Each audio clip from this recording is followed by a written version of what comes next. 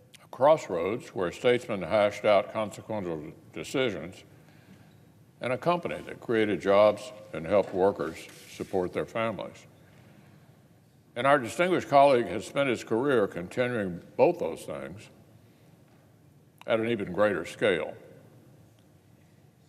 For decades now, from the executive branch to the House to the Senate, Rob's desk and phone line have been the site of history-changing conversations, just like his grandparents' inn.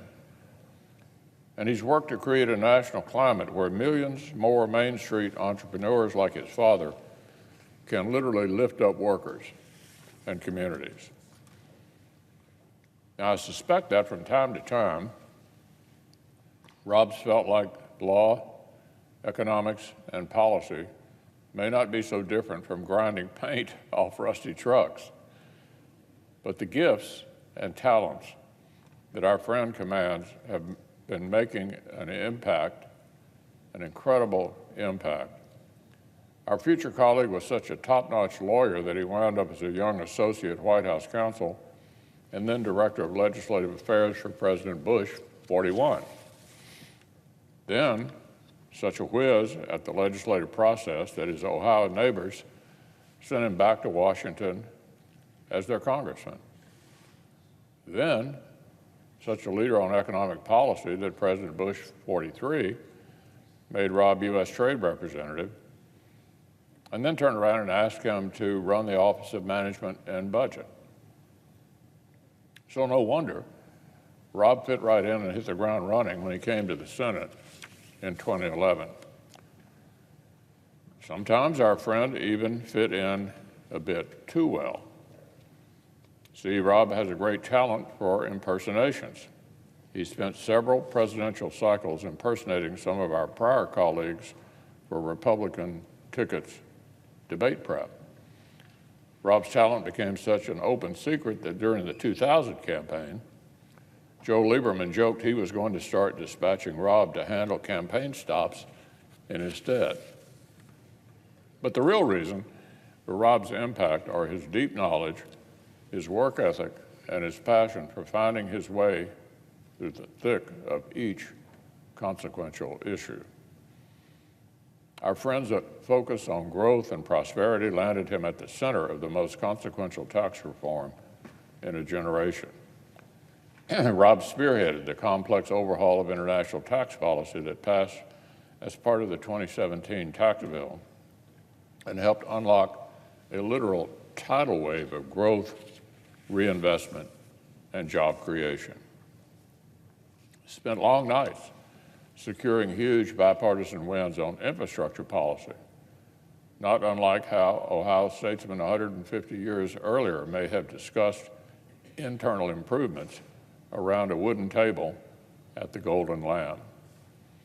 But Rob isn't just a macro-level policy whiz who focuses on top-line numbers. As much as Rob is passionate about growing the overall pie, he also knows that rising tides don't automatically lift every boat. Sometimes Ohioans and Americans face challenges that call for a special champion. So Rob stepped up. He's been one of this body's sharpest early warning signals on crises like opioid addiction and human trafficking. He's used Congress' investigative powers to craft solutions, and he's built the relationships to make law. The Comprehensive Addiction and Recovery Act and its sequels have brought hope to families in Ohio and across the country who have battled the onslaught of opioids. The Stop Enabling Sex Traffickers Act forced big tech kicking and screaming to finally crack down on exploitation. And on, from international trade to national parks and everything in between. Even at the tail end of a long session, Rob's been known to linger even longer in the cloakroom, patiently resolving the last few objections to some final policy he's got all the way to the 1-yard line.